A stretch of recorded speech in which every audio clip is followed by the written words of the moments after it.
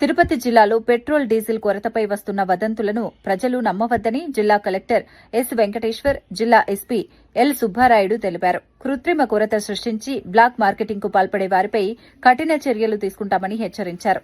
జిల్లాలో ఇంధన పరిస్థితులపై సమాచారం అందుకున్న అధికారులు తిరుపతి పట్టణంలోని మహతి ఆడిటోరియం సమీపంలోని పెట్రోల్ బంకును తనిఖీ చేశారు.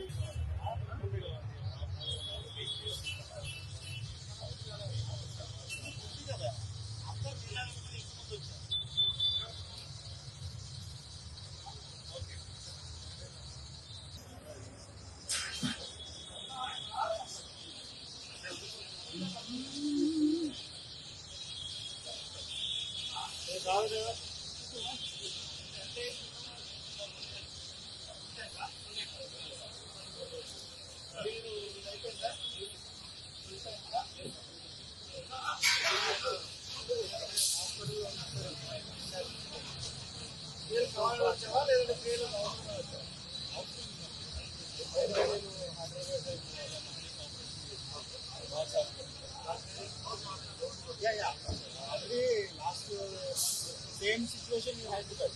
Okay.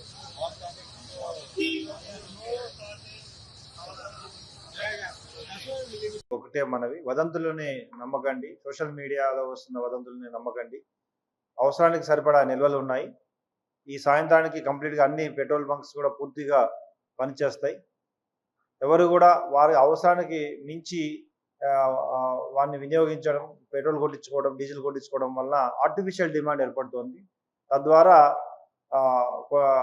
కొంత క్యూ లైన్స్ అక్కడ ఏర్పడడం జరుగుతుంది. కాబట్టి అందరికీ కూడా ఈరోజు సాయంత్రం నుండి అన్ని ఇప్పుడున్న 189 పెట్రోల్ బంక్స్లో కేవలం 26 పెట్రోల్ బంక్స్ మాత్రమే ఇప్పుడు డ్రై అవుట్ అయినాయి. వాటిని కూడా ఈరోజు సాయంత్రం 3-4 గంటల మధ్యలో ఇక్కడి నుండి డిస్పాచ్ అవ్వడం జరుగుతుంది.